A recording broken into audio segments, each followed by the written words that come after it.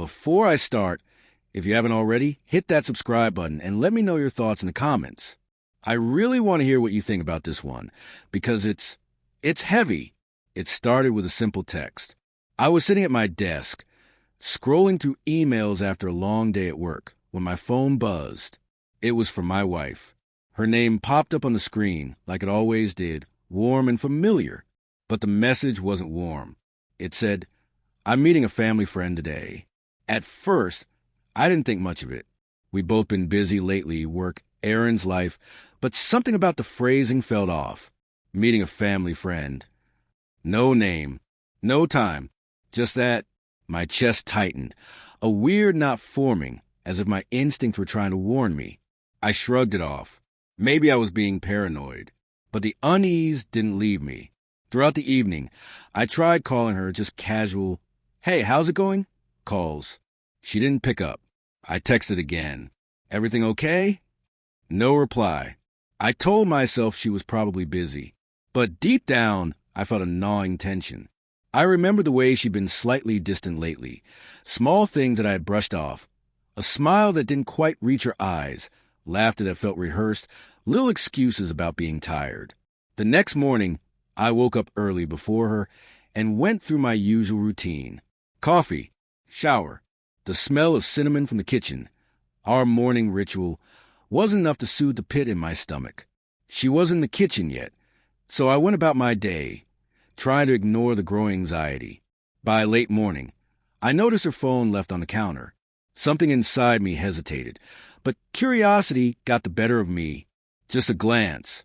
I swear, I told myself, just a glance.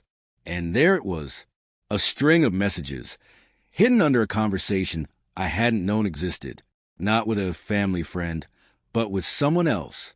Someone she'd been talking to late at night, sharing jokes, secrets, and pictures, intimate ones.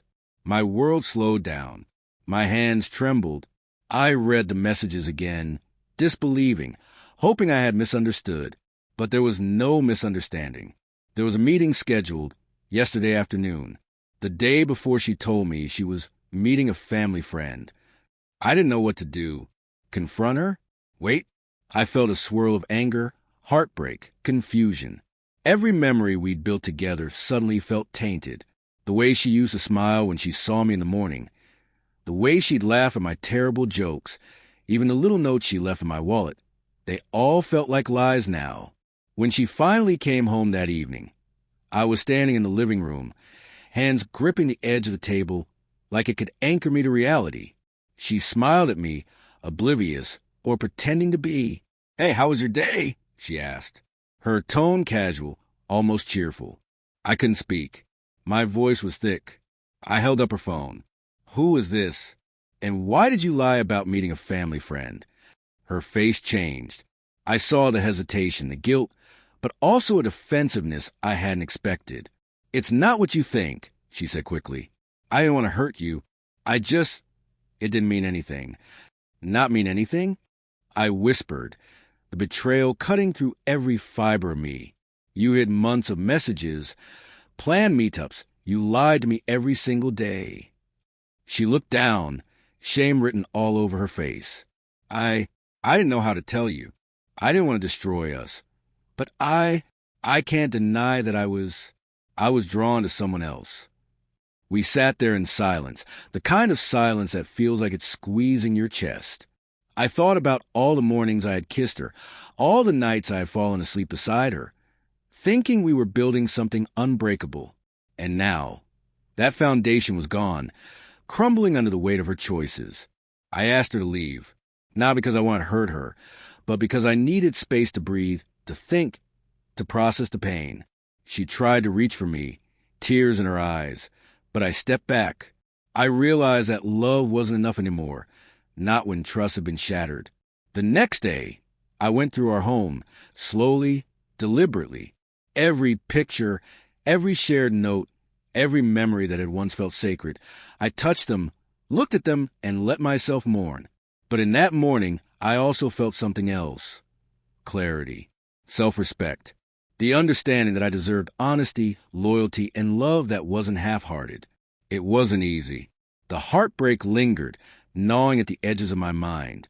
But I knew I had to move forward for myself, for my peace of mind. I didn't hate her. Hate was too easy, too shallow. I simply recognized the truth.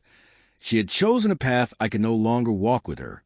Sitting there in the quiet of my own home, I realized I was stronger than I had given myself credit for. I could grieve. I could feel every sting of betrayal, but I could also rebuild. Piece by piece, day by day, I could reclaim myself. If there's one lesson I learned through all this, it's this. Love is fragile, but self-respect is sacred. And sometimes the most painful betrayals show you just how resilient you really are. So, if you ever felt the sting of betrayal or questioned someone you trusted, know this. You're not weak for feeling hurt. You're human. And the strength to move forward, that's the part that lasts.